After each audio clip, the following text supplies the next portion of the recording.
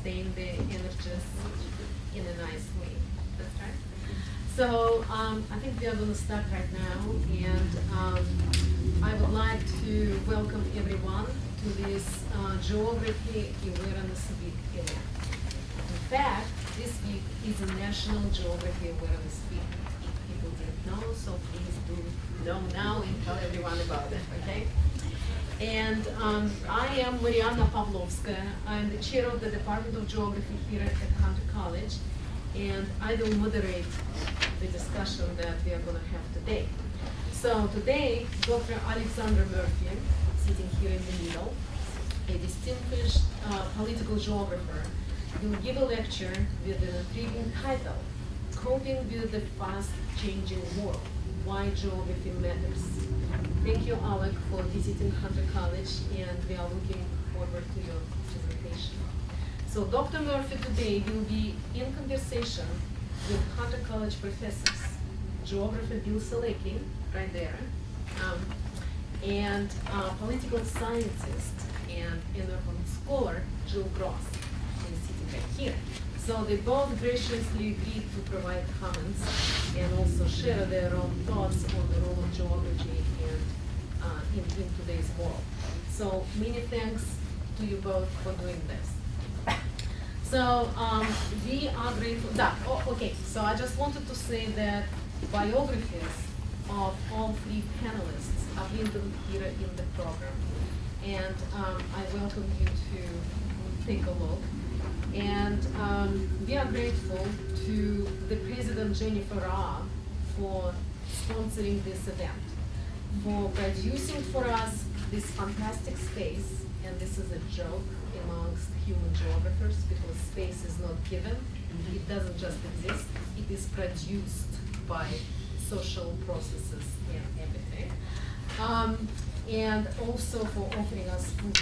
So we are thankful to the presence of the staff, including some of the people who are still here, for taking care of logistics and being so helpful. So we hope that this conversation will make an exciting contribution to the task of increasing awareness about geography as a discipline. The discipline that it is about connections between processes, between places, between people, between nature and the human systems. So now we are running a little late to the beginning, so I'm just gonna ask Alec Murphy to please start on. And so the panelists will sit here so we all can enjoy the lecture, and then they're gonna move back on. So this is not advancing. Somebody from... Oh, it's not advancing. Well, I'll just do it on the I'll do it. So, first of all, thanks. It's great to be here. It's nice to come back here, see people I've known for a long time, like Ines Miñares and Mariana, and just have the chance to come and talk to you here at Hunter. I've lived in New York for a few years, back in the late 70s, early 80s, which I realize makes me sound like a product of the early Holocene for some of you. And then moved to Chicago, and I've been out in Oregon for much of my career. But geography is a way of looking at the world that has long been important to me and interesting to me, because I think it offers a perspective that so when I push that button, it doesn't seem to advance. There we go. So it offers a perspective that is really important to think about and grapple with in the face of an incredibly rapidly changing world that we all live in. I mean, I just think about how rapidly the world has changed in my lifetime when I was writing my dissertation on stone tablets, or what might seem like the equivalent of a stone tablet with an electric typewriter. Actually, they came out with Word 1.0 when I was finally doing my write-up, which was fantastic because I could put footnotes at the bottom of the page. Of course, you had to work around all the bugs and things of that sort. But it's a world, of course, in many senses being remade by some of the things on the screen in front of us. I mean, whether it's globalization, whether it's migration, whether it's climate change, other kinds of environmental changes, whether it's growing inequalities, that we're seeing these shifts actually in how the planet is organized, how places and peoples are related to one another and to their environments, which have long been at the core of geographic understanding. So if you think back on, geography, it's a term that comes from the ancient Greeks, geo, the earth, graphai, to write about. The Greeks were coining that term not just to describe other things that they were encountering, although that was part of it. You know, they were moving out from the Peloponnesus and the mainland and finding new plants and animals and peoples, but as soon as you start finding different things in different places, you start asking questions. Why is this over here and not over here? You know, why do the peoples over here speak a language that's a little bit like ours and the ones over here are totally different? Why do these plants exist over here and not over there? And that actually got, of course, geographers thinking in the old sense of the term about a whole variety of circumstances that create the environments and the cultural landscapes that were part of that ancient Greek world. But within the context of the United States, at least over the last couple of generations, there's been a kind of marginalization of geography that happened really particularly at K-12 level. The result of that is a tendency to think about geography as kind of memorizing the spaces on a map like this, of course. And we're all aware of this problem. And it gets highlighted when late night talk shows go onto the street and ask somebody to identify Australia on the map, and they start hunting around in South America or whatever. And that's, of course, indicative, you could say, of a problem, but it's also a bit of a problem for geography. And it's a problem for geography because it makes geography sound about as exciting as history would be if all it was about memorizing dates. So just can you find the right place on a map? Now, I have no objections. In fact, I like it when we have some sense of place names and how the world is organized. It's nice when the news media gets these things right. This was a map of terrorist cells in Berlin right after 9/11, but nobody commented on the fact that apparently Switzerland had taken over the Czech Republic. I mean, that's a pretty significant geopolitical event, don't you think? Or not to be outdone, of course, I call this continental drift. You can see where Egypt ends up on a map like this. So I am, again, I have no objections to getting these things right. I think that's important and useful. But when we reduce geography down to that level, actually we don't think about what it could offer in the face of some of the kinds of radical transformations that are shaping our planet today. So what gets added to this problem is in our kind of hyper-interconnected world, there's also a tendency to think, well, we've kind of moved beyond geography. And you see this in certain realms. I mean, there was that famous book on the end of geography, and you get these articles even just a few years ago about the changing nature of the international system and how it really differences from place to place don't matter that much anymore. Global financial integration, of course, all of the networked world in some ways is challenging traditional senses of geography and so forth. And you get, Tom Friedman in the New York Times writing that the world is flat. Again, a kind of notion as if, well, there's not much differentiation we need to worry about anymore. I like to juxtapose that map against this global accessibility map that a group of geographers working for the European Commission put together a few years ago, which is actually a very interesting map. And the world may be leveling in some ways, flattening in some ways with respect to some part of humanity and what they're doing. But I like to remind my students that somewhere, perhaps upward of 50% of the global population will never move in their lifetimes outside of a radius of about 50 kilometers from where they were born. So, the idea that the world is flat is a really naive geographical idea, even though, you're a journalist, you're trying to grab onto something, right, to make a certain kind of case. And to me, the popularity of that idea was a kind of reinforcement of the sense that we actually need to think geographically about the world, not as if it's the same world that existed before, but actually understand the geographical parameters of the changing world. And I was, you can do this in all sorts of maps and visualizations, but the idea that, in some ways London and New York and Tokyo are now more closely connected to each other than they are to their hinterlands. You could do it at the scale of cities and see changing patterns of well-being or lack of well-being, of different kinds of segregation that exists, racial, socioeconomic, or you can go up to the way cities and places are related to one another and all the way up to the global scale. I was particularly driven, I think, over the recent years to think a little bit more about what it is that we lose if geography isn't part of the toolkit for looking at the contemporary world. When I was asked to chair this study for the National Academy of Sciences National Research Council a few years ago, and in no way should any disciplinary perspective, I think, wave a flag and say, we've got all the answers or anything like that. What concerns me is when we think we can actually understand issues and problems and not include geographical ways of thinking and understanding in the mix. And this study, which came out a few years ago, was an attempt, and I'll use a few examples from it.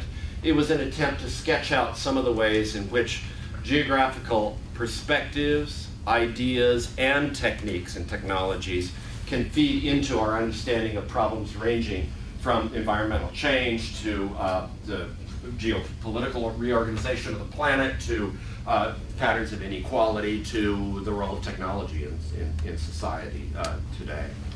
And then more recently, in fact very recently, I got further thinking about, well, what is the value added associated with geography? When I was approached by the editors of Polity Press, which is a press in Cambridge, England, that is, it was started actually by Anthony Giddens. For those of you who know something about social theory or sociology might recognize that name, but it's an academic press.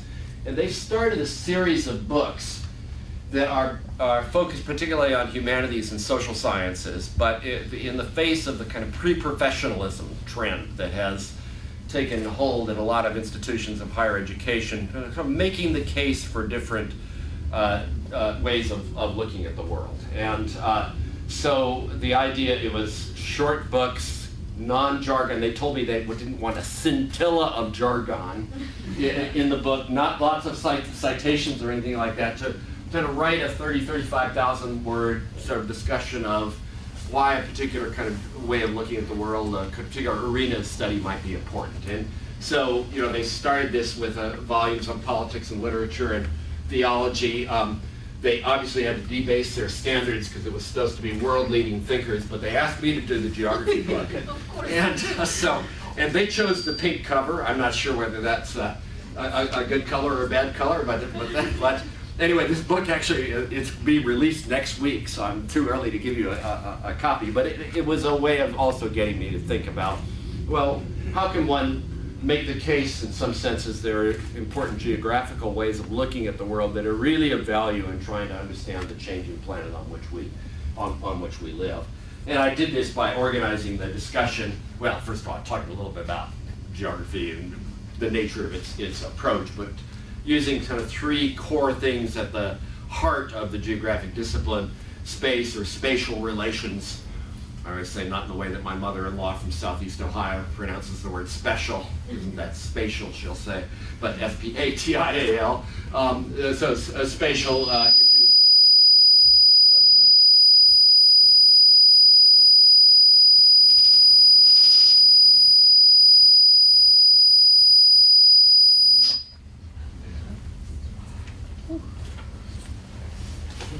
Well, great.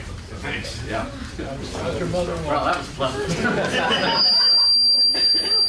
Should I not stand over here, but stand over there instead? I don't think it's. Yeah, I think you can speak without it. Okay. I I have such a soft-spoken voice. Places, character of places, and then nature society interactions in geographical context, and then I have kind of the most fun chapter in some senses to write which was the kind of general education for geography, which I call Why We All Need Geography. So drawing a bit from the NRC study and from that book, I just thought I'd share a few things this afternoon. A few of them will emphasize the area that I work in, particularly in geography, which is political geography. I'm interested in the political in political patterns, how they reflect and shape other kinds of patterns and ideas about how the world functions, but that certainly won't be the only thing that I talked about. So these three things obviously mirror the three core chapters of the book. And so to start with spatial patterns and relationships, and I'm talking to, I think I'm probably talking to the converted here. I mean, in the sense that I'm guessing almost everyone in the room has some familiarity and background with geography, but it's really, of course, not hard. This may be the easiest way to make the case for geography's significance, and this was in our NRC study. But one of the most obvious ways you can think about this would be just in terms of understanding the kinds of patterns that you can do through spatial analysis to help us understand something like the HIV/AIDS epidemic. These are fundamentally key in understanding the diffusion and ultimately causes and consequences of this. This is why the American Association of Geographers is now paired up with the Center of Disease Control for a whole set of studies. So those are the kind of easy things in a way to make the case. But this is a little bit still old-fashioned. You plot the cases and you come out with the hot spots and so forth. And where that's, of course, seen changing now is we live in a highly mobile world where, at least in many cases, where people are exposed to something that might lead to cancer down the line, but they don't necessarily live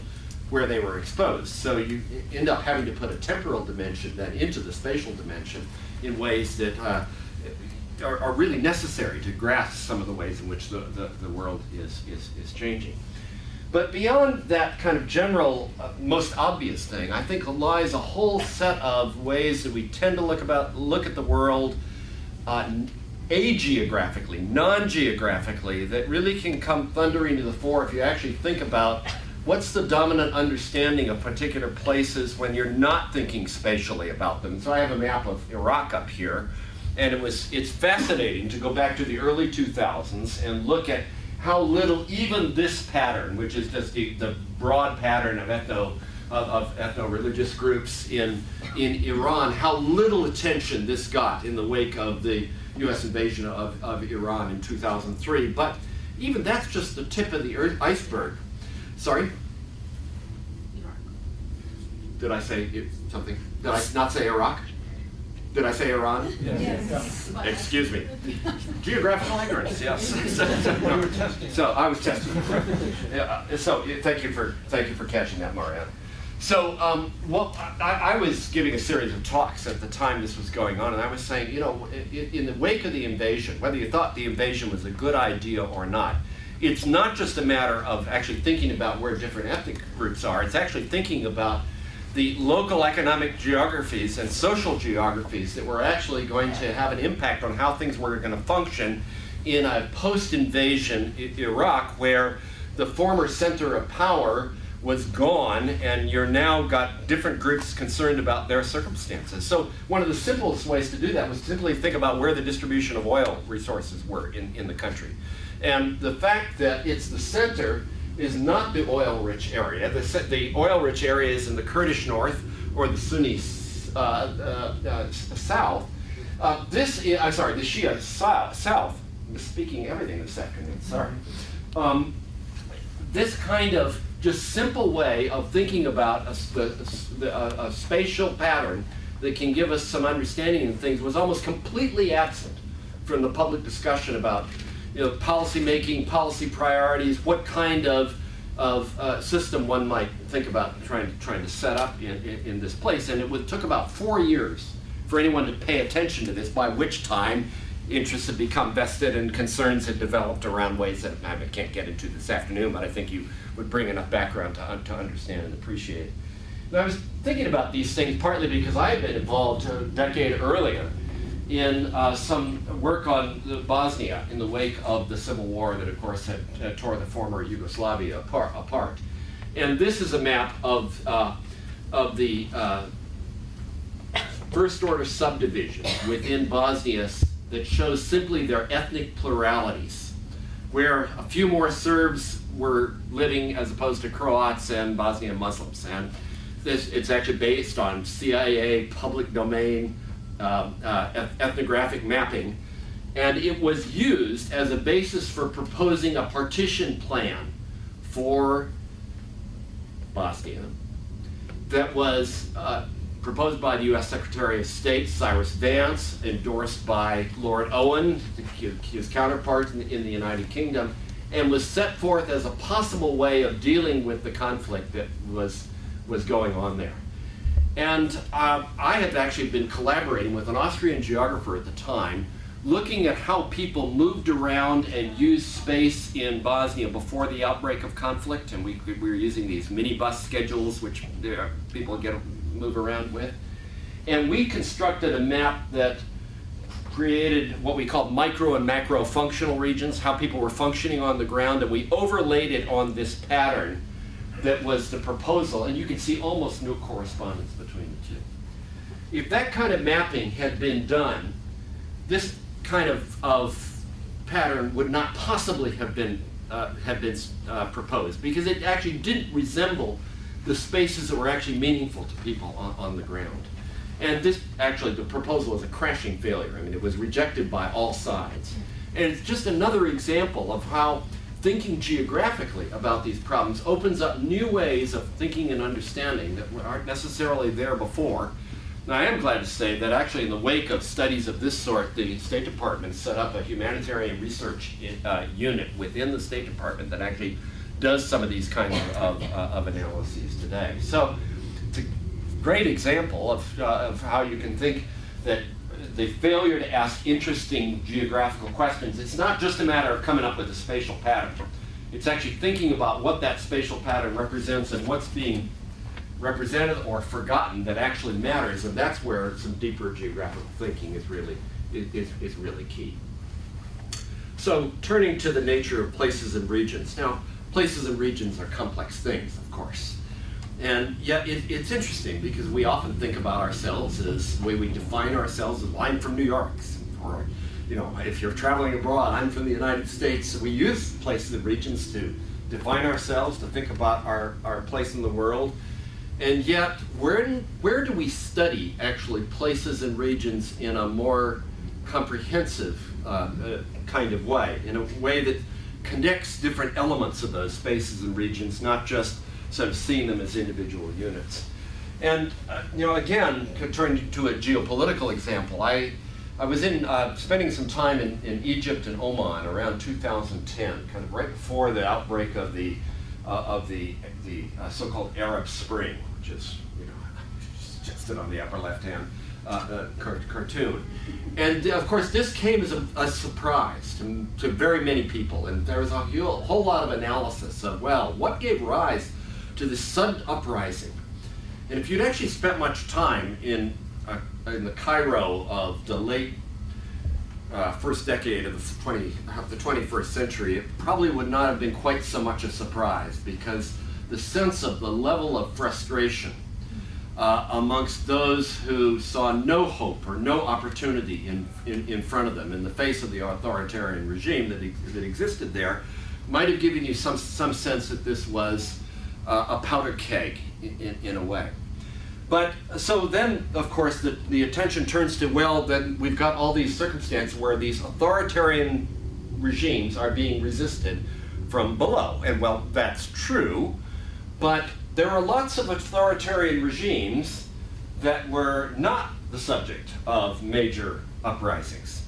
So I had also spent time in Oman, and you get a little bit of a sense of how more comprehensive thinking about the character of the places rather than just who's in power. I mean, much of the analysis was who's in power and what's their particular orientation, but actually thinking much more on the ground is kind of nicely suggested if you juxtapose this photo, which I took in Cairo, from this photo. It's a little bit unfair because this is the main street of Muscat, but it's actually not hugely unfair in the sense that Qaboos, the long-term sort of relatively authoritarian ruler in Oman, had actually been quite aggressive over the prior 30 years of going around to different parts of the country, identifying where there are issues, making investments in different places to where people felt there was some possibility actually of moving forward. So a kind of more bottom-up analysis focused on the character of places and regions might have given a much more rich sense of what was going on than what was dominant at the time. And then there's the tendency to actually fail to problematize, to fail to think carefully about the regions we use to try to make sense of the world. And this is a really bad map, but it's an incredibly powerful map. So this is I say it's a bad map because it's the kind of map that was capturing this clash of civilizations idea that Samuel Huntington popularized and so forth. And of course it was based on the idea that, well, we could divide up the region and the world into major kind of civilizational nodes, and the conflicts of the 21st century were going to be much more the conflicts amongst or in and between these civilizational nodes than they were going to be the conflicts of the 20th century, which were much more sort of political ideological constructs. And that was the idea. And it was an idea that developed a huge, had a huge influence in policy-making circles. You can talk about this now, and it's easier for people to look at that green space on the map and say, really? That's a well-integrated geopolitical node? Because, of course, what we've heard a lot about and what we know a lot about now are, of course, many of the divisions that exist within that. But the fact that that could be such a powerful geographical trope in the minds of people's of policymakers, and it's still there to this day in various circles, it shows you something about the power of just accepting a kind of regionalization scheme without thinking critically about it. And of course, again, you don't have to go far to recognize that below that big green space on the map lies an incredible sort of complex set of ethno-linguistic and ethno-religious identities, and in fact political territorial commitments that are a consequence of the development in that region and the vested interests that are tied to that particular political pattern. So, in fact, conflict across the borders in that region is now, of course, something we all know much more about. But it's still fascinating. I heard this truly spine-tingling, actually depressing talk by a retired army general not too long ago about basically how the Islamic world is going to take over the world and they're moving into Europe and they're moving into Southeast Asia, and this is basically the fault line of the 21st century, continually treating the green space as if it's just kind of one undifferentiated, more or less homogeneous space. Even thinking about the European Union sort of a little bit more critically, not just sort of taking for granted, here's a single space that we can understand in that way, of course, is quite critical if you're going to actually understand some of the things that are going on there today.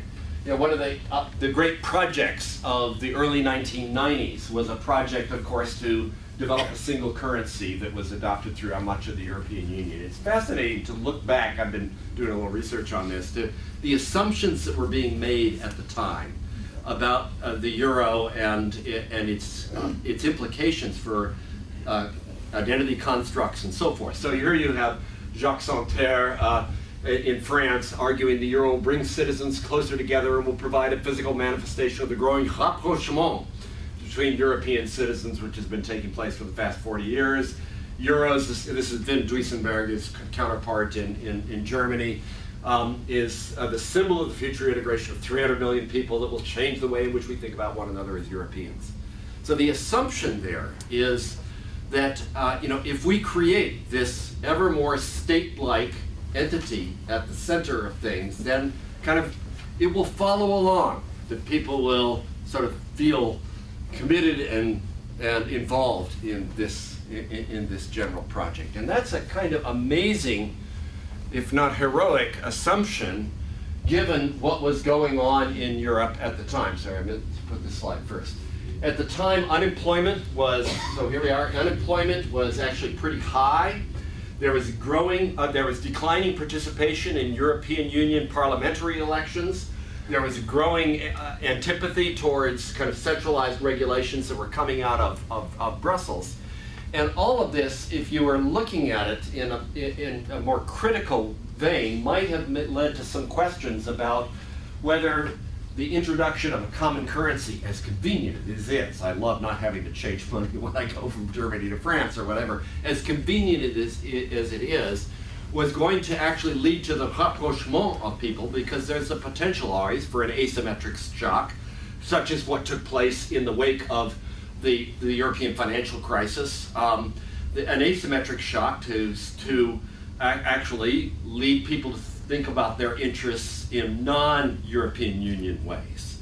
And of course that's what happened, and the result of that is that instead of creating an ever more cohesive sense of Europeanness across this space, what's happened in fact is a lot of retrenchment into, Germany versus Greece and Italy and so forth. So it's actually the opposite of what happened. And if you looked at it at the time, there were all these much more bottom-up ways in which traditional spatial structures in Europe were being challenged by cross-boundary cooperation agreements and new approaches to environmental and social issues that weren't within the rigid structure of the state, that if you nurture those over time, actually might have been much more destabilizing to a sort of sense of traditional political territorial structure than creating a big state, trying to create a big state where there used to be a bunch of small ones.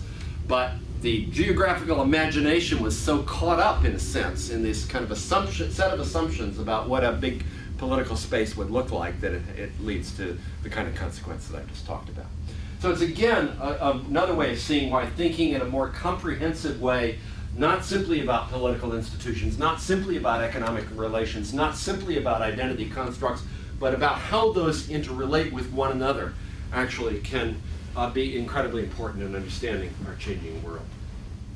Well, then there's the issue, of course, of environment-society interactions. And I say the geographical dimensions of environmental society interactions because, of course, there's all sorts of ways you can look at environment and society interactions. I mean, someone looking, you could construct a chemistry problem that relates to some way in which a particular kind of environmental catalyst can have an impact on human health or something like that. But thinking more geographically in terms of spatial and place issues that relate to environment society interactions is kind of the third leg of the stool that I tried to develop in the book that I was talking about. And at one level you can see this most obviously in terms of how important it is to understand the kinds of spatial patterns that will help us understand, for example, what past climates were like, which in turn is incredibly important to understanding our current, developing models that will tell us what we should expect from the natural system so we can see how much the current system is departing from what we'd expect from the natural system. And the kind of projects where you've got pollen analysis, reconstructions of environmental communities from the past, these are playing incredibly important roles now in refining the kinds of climate models that we're using to make sense of what's going on in the world. So that's another easy and obvious case to make about the importance of geography for understanding current circumstances. And we're thinking about fire these days. Really interesting project, and one of my colleagues just trying to develop and animate a data set about human-started and lightning-started fires in the American West. And if you look at this for a minute, if you look at it for a minute, you'll get very sleepy. You're getting very sleepy. But if you look at it even longer, what's really interesting about this is you can actually see what's some of the influences of time through the years on these patterns, and these are now being used in forest management activities and that sort of thing. So it's again another way of seeing this impact. And of course, any kind of thoughts about setting areas you might set aside for conservation purposes, if you're interested in species diversity preservation or something like that, they simply have to take into account the multitude of the surrounding circumstances, human and environmental, that will affect where things are. Everything from population clusters to the dynamics of the environment itself, as is shown by this use of GIS systems to try to understand potential areas for conservation in Chiapas in southern Mexico. But there's another way of capturing this. It even goes beyond that kind of analysis that I like to think of in relationship to this kind of a suburban pattern, which, if you fly into Dulles, would be what you'd see outside your window, or not just Dulles, but it's the kind of thing that would appear outside your window. And we can think about that as well. Here's a typical subdivision, and of course, as good geographers, you're all sitting by the window, looking out the window instead of the latest dumb movie, because that's, of course, showing you the evolving scene as you're watching out the window. But just think about for a moment what this represents in terms of, first of all, sort of socio-cultural senses of how we should organize domestic space. So you can think about that in one level. But what are the environmental consequences of organizing ourselves that way on the ground? And there you could go. Just think for a minute. If you're living in this house here, and you want to go shopping, you want to go buy something in a store, your only option is to go out here and go up the street and go down here and get on the big boulevard and get on. Why do we have big box stores? Because it caters in part to this kind of a settlement pattern. You see the connections between settlement patterns and retail patterns, and do those have environmental implications? Well, of course they do. You cannot simply walk to the neighborhood store and buy what you're going to buy, and unless we start thinking in a richer way about those kinds of interconnections, I would suggest we're going to be in trouble if we're really going to deal in a broader and more profound way with so many of the environmental sustainability challenges that we're facing. All right, so let me end with some comments about this kind of fun. Of course, I show a map like this and nobody will pay attention to anything I'm going to say. You've seen these things, right?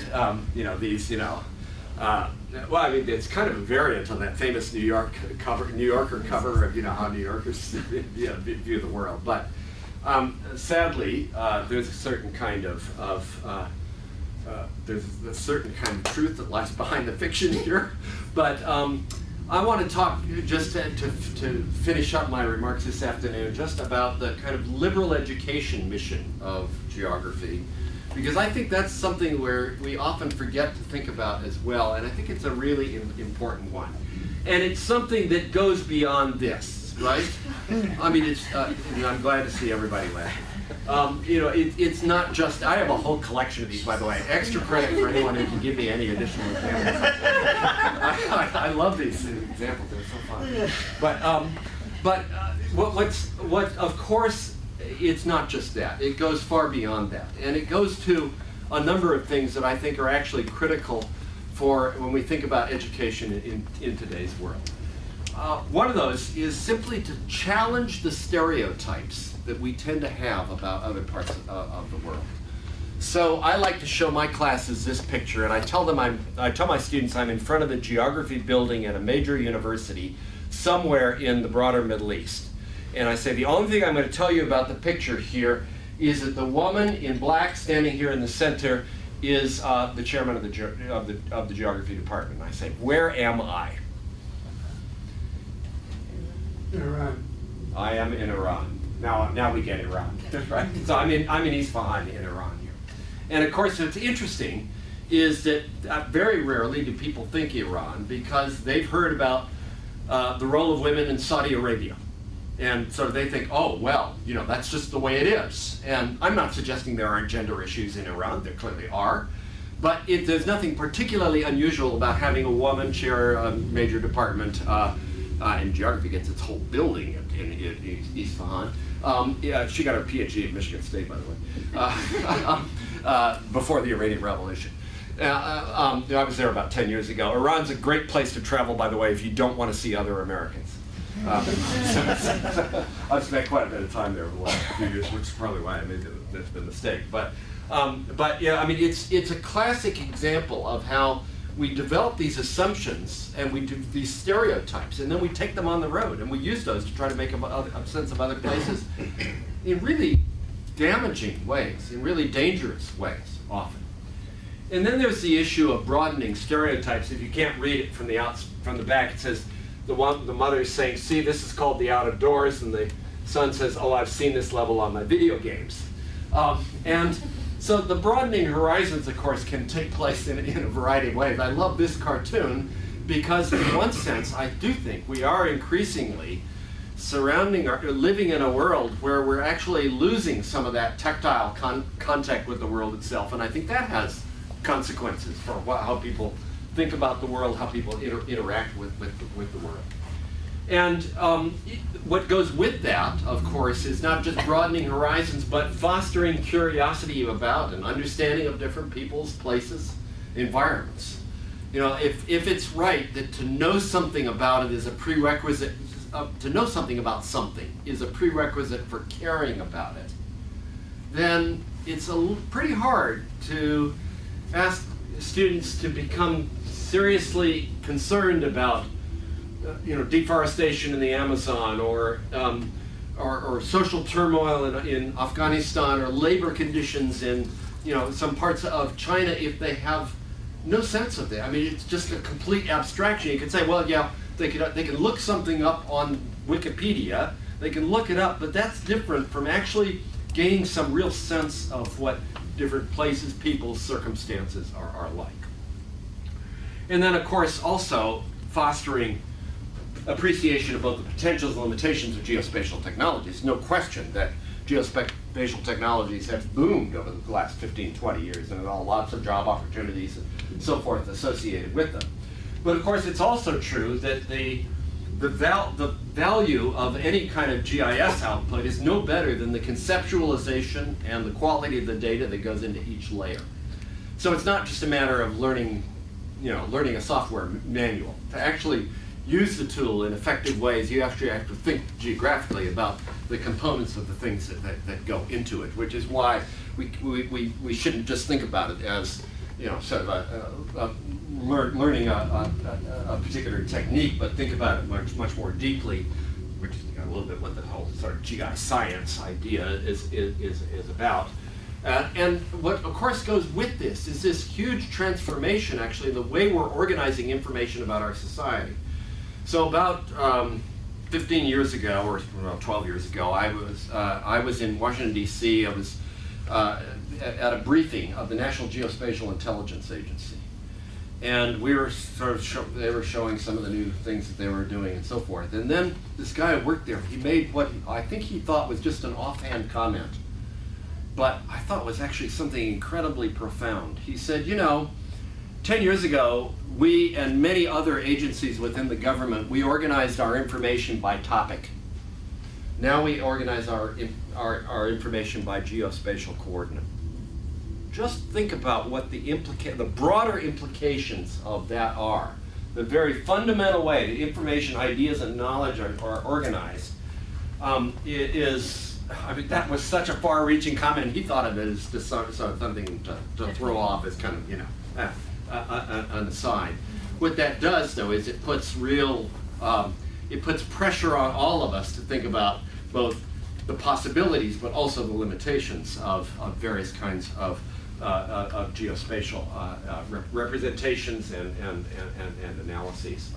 And then coming down even just to the level of everyday life for students, there's a kind of interesting way in which now even our sense of space and how we move around can be so narrowed in a way if all you do is plug in your GPS and and I can date myself and say when I was a kid we'd pick up maps from gas stations, and you'd use the map to find how to go to some place. But when you looked at that map, you actually saw where places were in relationship to other places, and where the forests were, and how things were related to one another. And as the author of this book, The Lost Art of Finding Our Way, not a geographer, but somebody who thinks geographically, John Huth was making the argument, we've actually lost our ability to actually, or some people have lost their ability to actually think in a thicker way about the context in which they move through. And then finally, if Thomas Jefferson is right, and I still tend to think that he is. There's, we're participants in a democratic society where decisions are being made all the time at various different levels. A lot of my examples are coming from a broad kind of international relations level, but this goes right down to the smaller scale urban level. It's very difficult to have meaningful participation if you're walking around with complete blinders on about how the world is organized, how the cities in which you live are organized, how peoples and places and environments are interconnected. So I had this kind of curious experience. I was in Turkmenistan about the spring of last year, and I got an email message that somebody at the New York Times wanted to talk to me. And the reason that happened is not because they knew me necessarily, but one of my former students is a cartographer now for the New York Times. He's actually a brilliant guy by the name of Derek Watkins. And that map right after the elections that appeared just a few days ago with the arrows showing you the left-right swings, that was his map. I mean, you always want to be exceeded by your students. He's clearly exceeding me, and I didn't teach him anything that he knows. He developed it on his own. But they tracked me down into Turkmenistan, which is probably next to North Korea, the most closed regime on the planet. They wanted my comments on something that they had found, which was a correlation between people who had no sense of where North Korea was, so the most basic geographic concern, and thought it was a good idea to start bombing North Korea. So they asked me to comment on this, and I was, well, of course, it's useful to have some sense of relationship to China and the fact that actually Seoul is not very far south of the South Korean border in population concentrations. But then I actually said something which came out, I'm not sure why, but what they picked up in the article, and I ultimately think it's actually the more important point, that the paucity of geographical knowledge means there is no check on misleading public representations about international matters. And you could say that's true of national matters, domestic matters, and so forth. And in our current environment of, you know what our current environment is in terms of the way that stories are reported and the way that certain incidences are trumped up, and no effort to make puns there, except there was. You get a sense of why this is actually such a significant issue.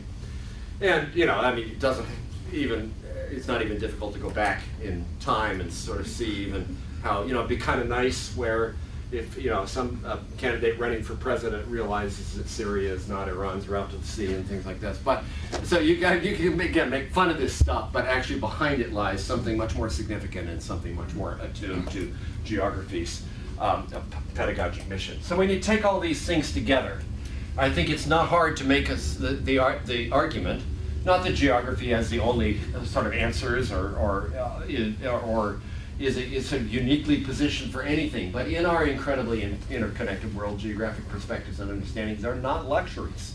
These are actually quite fundamental to understanding what's going on the planet. So I will end there with thanks for all your attention.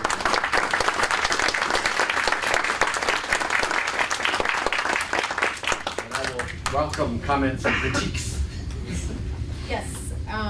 Thank you very much, Dr. Murphy, for such an illuminating lecture that pulls so many things together and also makes us think about the world and geography in new ways. So right now, I'm going to invite Bill Solecki and Jill Gross back to the table, and they're going to enlighten us even more about that. Oh, that's fine. Okay. I'm going to sit over there. Okay. Maybe folks in the back can move up. Yeah, guys, please, there are empty seats, a few empty seats right here. So,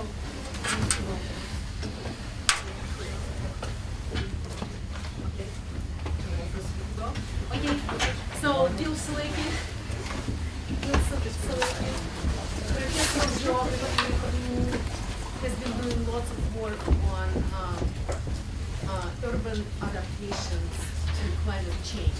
Alan's probably can't leave the room. What? I think I saw Alan's trying to leave the room. Oh, no. I'm gonna speak. He will stick around, especially to the rising sea levels. And He most recently participated in the latest IPCC Intergovernmental Panel Climate Change Report that stipulated the importance of 1.5 degrees of centigrade, right, to imposing the limits on the warming of the atmosphere. It was highly publicized very recently, so we appreciate Now, do I use this? Should I need this? Does that make it better? Does it make any difference? Okay, so I want to first thank Alec, Dr. Murphy, very much. These are the kind of talks that remind me like why I wanted to get into geography. It's like so fun. So I really appreciate that. So I just have a couple of points. 5 or 7 minutes or something? 5 minutes. 5. Yeah. I'll do the New York fast. So you know, I asked Mariana a little while ago about like, well, how should I think about comments? And she said, well, just make sure it's like geography is important. You know, say something about geography. Okay, it's good. And then Mariana mentioned this other thing that's important to me. This, so I was involved. I've done a lot of work on sort of climate issues, climate cities, all this kind of stuff. And you know, like you introduced this, the Thomas Friedman, like the Earth is flat, or world is flat. World is flat. World is flat. So for me, in some ways, actually, like it sounds kind of strange, but time is flat, right?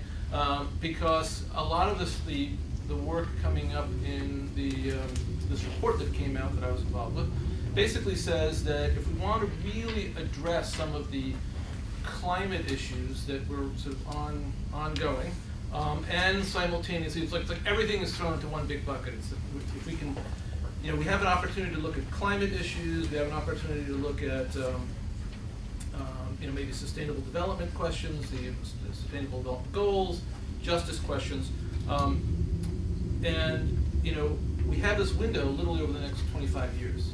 You know, if we're approaching this 1.5 degrees.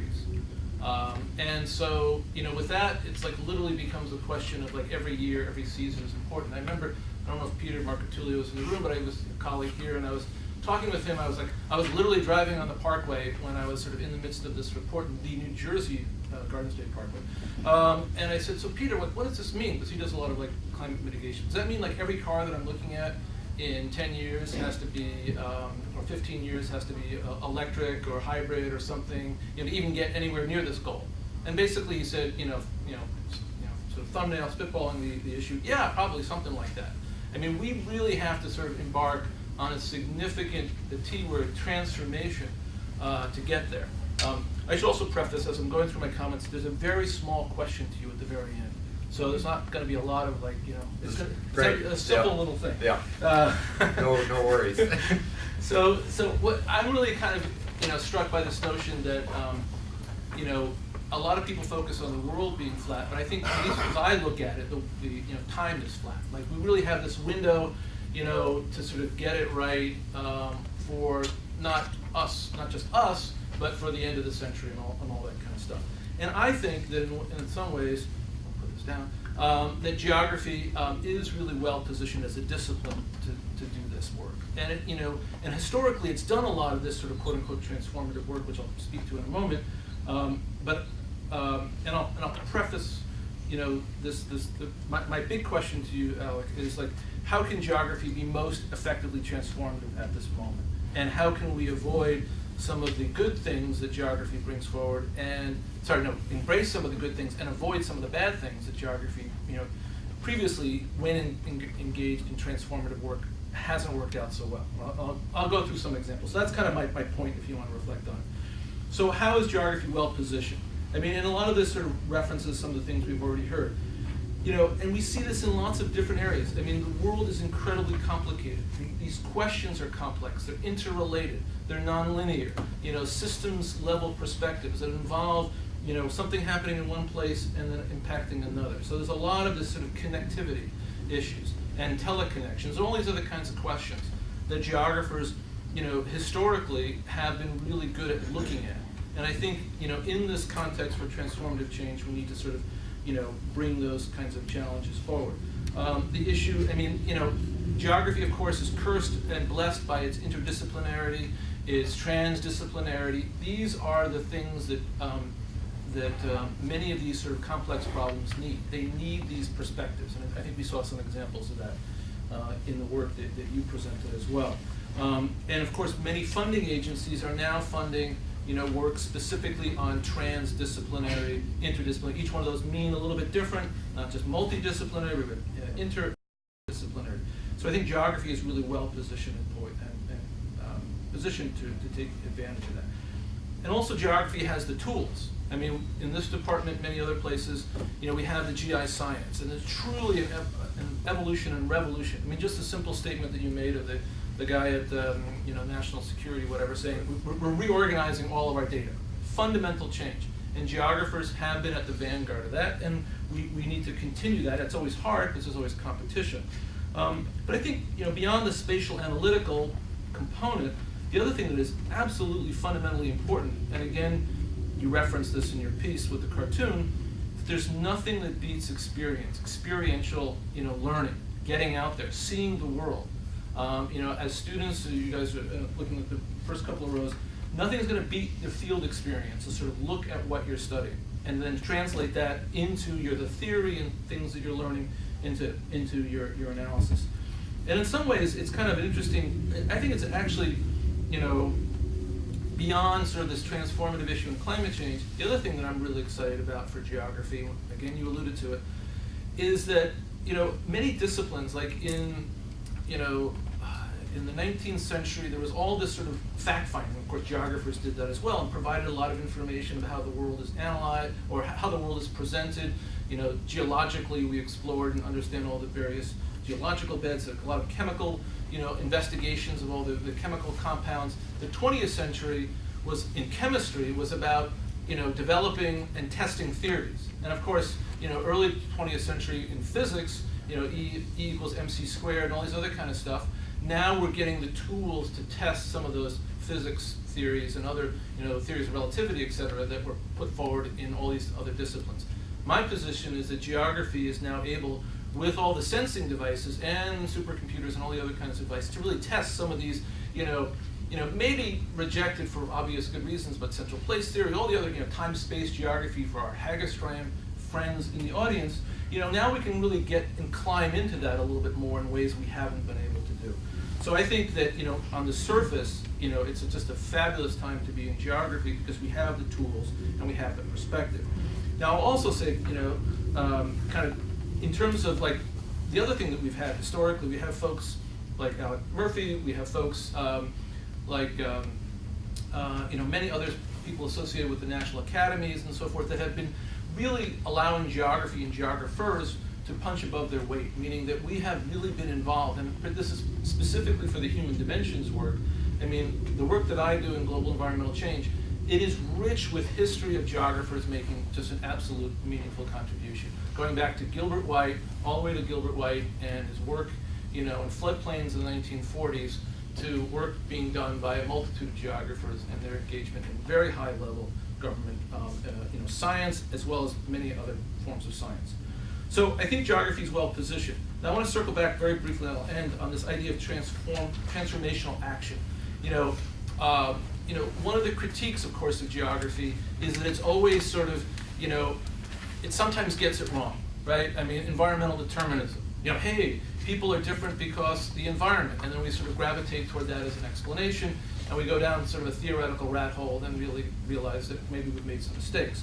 Geography, of course, and I'll bring back my past undergraduate advisor, Neil Smith, who sort of like hit me over the knuckles with the ruler occasionally. Well, geography is colonial history, or it's history in militarism, and sort of to the detriment of the world.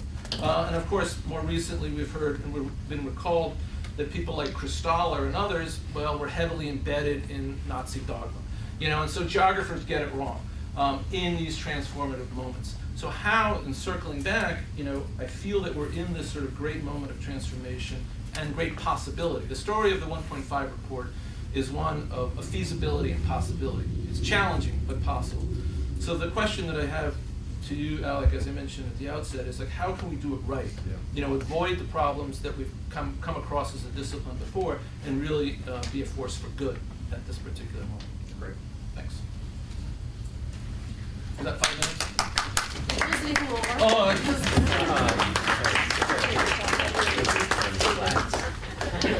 Okay, so our second commentator is Dr. Jill Gross, who is a political scientist doing work in urban policy.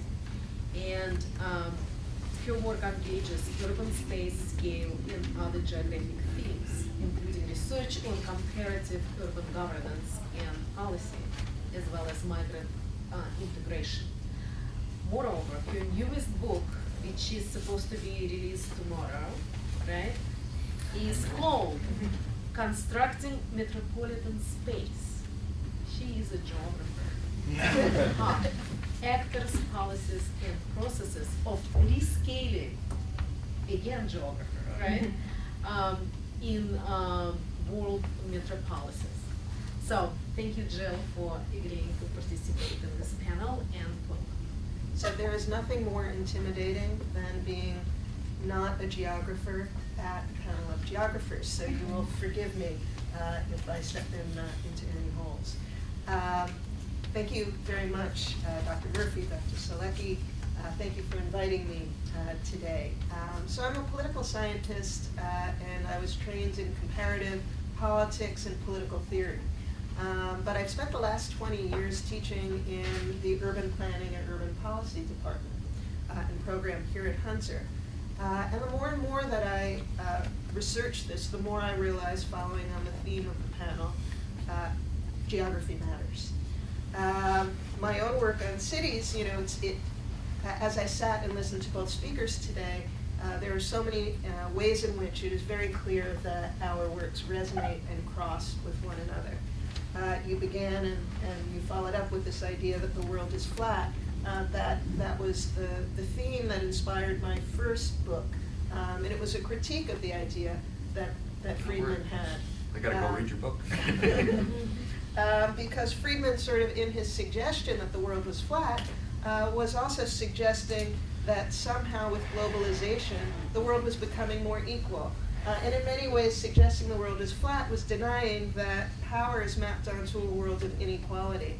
And we really only see those inequalities when we look at power through the lens of geography, when we look at the way resources are distributed.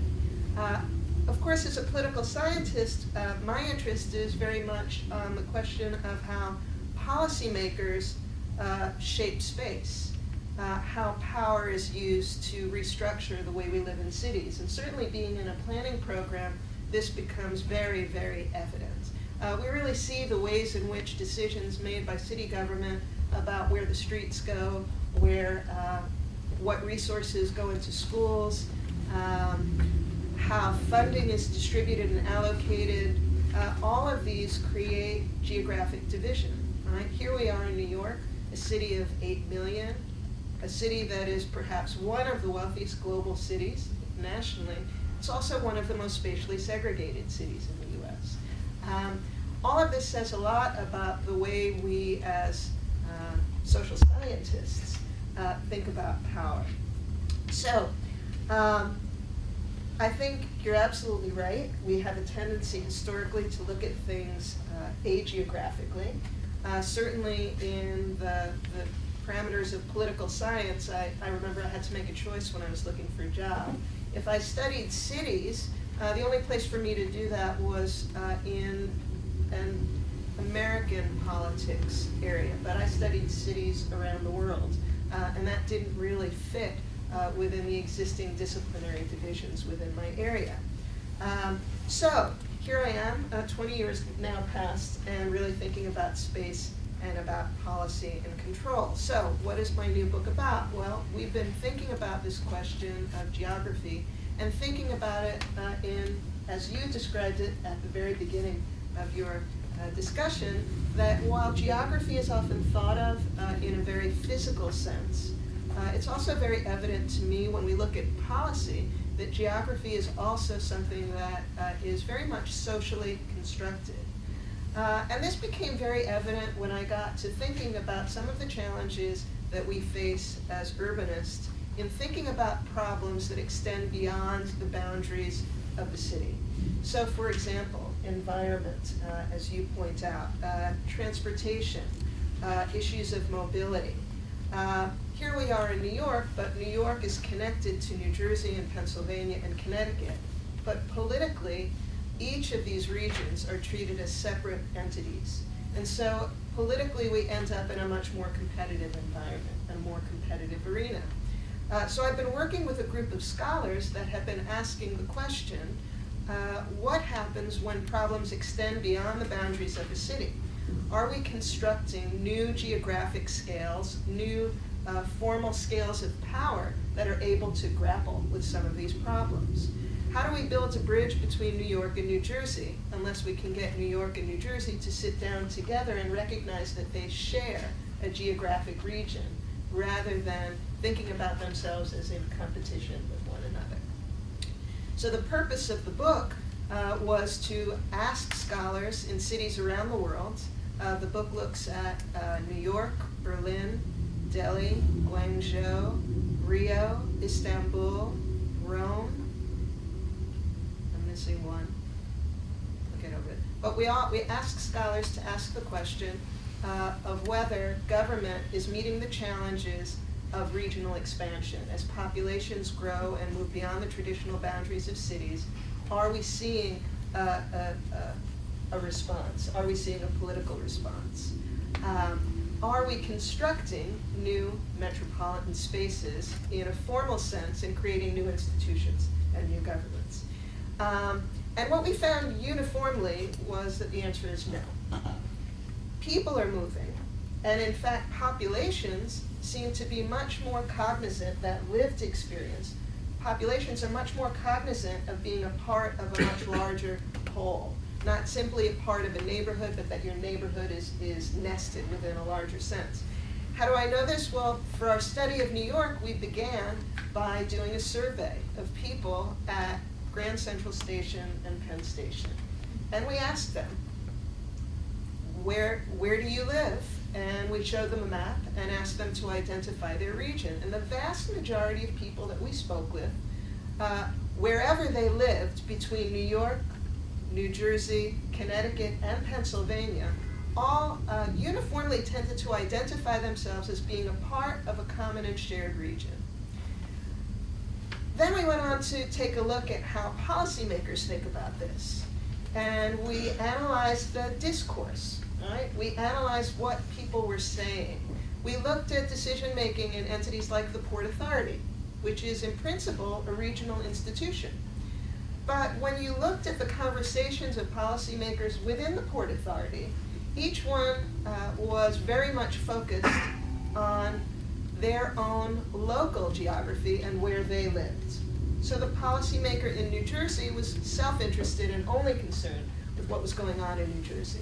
The policymaker that represented New York was only interested in defending the interests of New York. So here we have a regional entity designed to produce policies that are meant to serve the region, but the policymakers within it are not conceptualizing their understanding of the needs of the city through a regional lens. Instead, they're doing it through a much more self-centered, competitive lens. And so that led us to realize that in the case of New York, we have regional things happening, but in the absence of regional understandings amongst policymakers. We found very similar patterns occurring globally. Perhaps the only exception to the pattern was the case of China. And in the case of China, we had a state, a much stronger national level government that was able to essentially pull identities together into a common understanding of where cities fit within the nation and within regional spaces alongside. And so this has led me to realize that geography is a critical piece of thinking, needs to be a critical element of our understandings when we think about politics from my lens, and that certainly locations matter. There are incredible connections between the physical spaces we live and the decisions that leaders and policymakers make about those spaces. And if we really want to think about how to deal with some of these challenges that will expand beyond the physical boundaries of our own locality, we also need to think about how we can change people's ideas and understandings and thought processes. How can we reconstruct social understandings, and how can we get policymakers to recognize this sort of larger shared commons that we are involved with. So I've been thinking about the geographic construction of scale. Scale, through my lenses, is the concept of power. I've been thinking about how these are socially constructed and how these are moving forward. I've been inspired by geographers. I've been following David Harvey and Neil Brenner.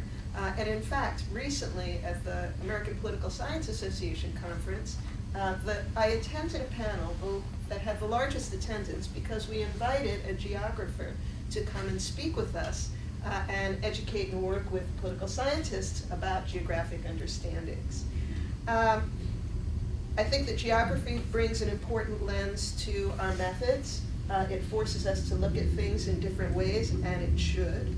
I think at the same time, geographers should also think a little bit about institutional constructs and the ways in which the demands of localities can be met through institution building. So I guess I can just say thank you for inviting me to be here. I could probably talk for a lot longer, but I opted to not prepare very well because I thought we would be in conversation. And what I discovered in listening was that we were all actually in the same conversation where I expected to be in a different conversation altogether. So thank you for having me.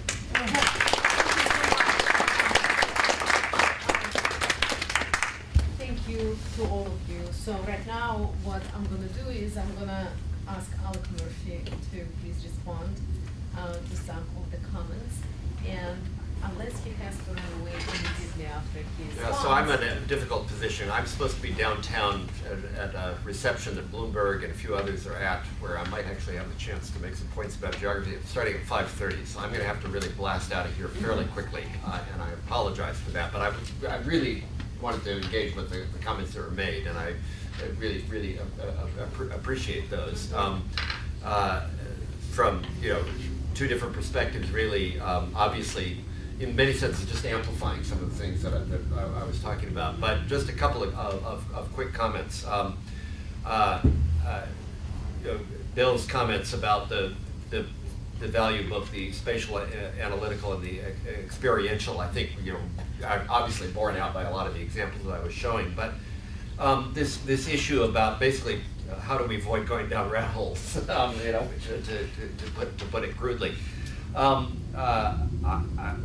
wrote down three things and that I think are important. One is, for all the fact that I, in a sense, sort of really try to promote geography as a way, as a perspective, set of tools, and so forth.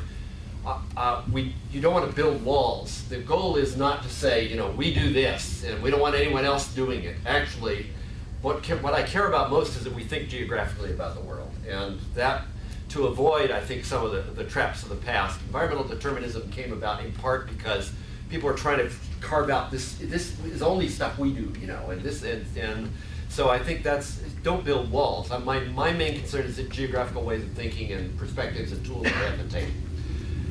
The second thing I think is outreach. That is to say, the kind of things that you're involved with, IPCC and so forth, is that again, it's another way of saying, I guess, you don't build walls, is you actually make connections, because that leads to the third thing, which is actually to embrace the issues of the day. I had a conversation with Neil Smith about 8-9 years ago when he was actually out at my university, and we talked about this shift. There's no question geography wasn't alone, but geography was definitely in the service of colonialism. There's no argument about it. Collecting information, you can find out better how to use and explain other parts of the world. I mean, this is undeniable, and we shouldn't try to sweep that under the carpet.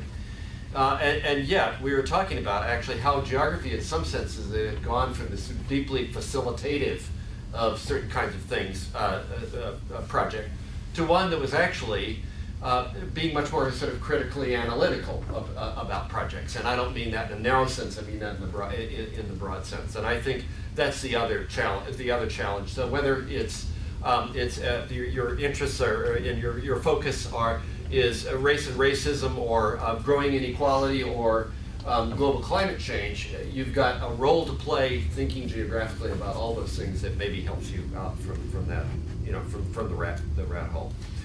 And then to Jill's comments, I should be Dr. Solecki, Dr. Gross, sorry. We're very informal here. You are in the same conversation, so. But to Jill's comment, great comments, and I particularly liked your comment about geography is not just about the physical, or I might say material world, but also about social constructs, about perceptions, and so forth. I sometimes think the best geographical work, at least in the human side of the field, actually is the type of work that takes both of the sides of that equation into account. That is to say, it's not just that we can go out and identify a pattern and say, okay, now the work is done. Actually, even what we're thinking of mapping is a product of a certain kind of way of thinking, and that in turn affects what we do, and which in turn will have some impacts on the ground. And it's actually putting the on the ground in conversation with the perceptions, the concern with the social constructions, and so forth is right. And there's an interesting example even from your last comment. So I spent some time in Guangzhou recently, and most recently was asked to come there and comment based on work I had done on European transboundary cooperation agreements. What are the prospects for this new Guangdong, Hong Kong, Macau, Greater Bay region that's being sort of proposed there? So in that one case, on the one hand, you can see actually, well, this is moving beyond the boundaries that we've constructed before. On the other hand, that's a case where some assumptions are coming out of Beijing about how the world looks from Hong Kong that are actually pretty problematic themselves, which shows you the value of thinking about multiple perspectives on these kinds of geographical constructions. And I use the example of various European transboundary cooperation agreements that have worked and not worked, and how the buy-in from the local was so critical to the ones that worked. So that's what I would say about these two wonderful comments that I got, and I'm enormously appreciative of all of you for coming and spending the end of your afternoon. I wish I could hang out and just chat about stuff for a bit, but I'm under this sort of incredible, unfortunate sort of time constraint to get downtown, so perhaps we should draw to a close, and I'll just thank you, and I'll thank Mariana Pavlovskaya, obviously, for putting this all together. Okay, so we are going to say thank you and farewell to Alec Murphy. I think there are still some refreshments there. So we have Bill Solecki and Jill Gross here. So I encourage you guys to please mingle around a little bit until we will be told to go. Right? But we can have conversations with them. Bill, are you in a hurry, Jim? No. So they are Are you going going to. downtown? Okay, well, thank you.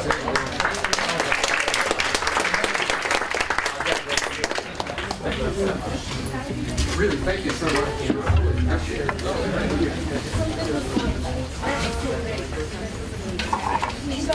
I'm sorry I have to run out like this. Yeah. Absolutely. Yeah, I saw. I've been looking at the faculty.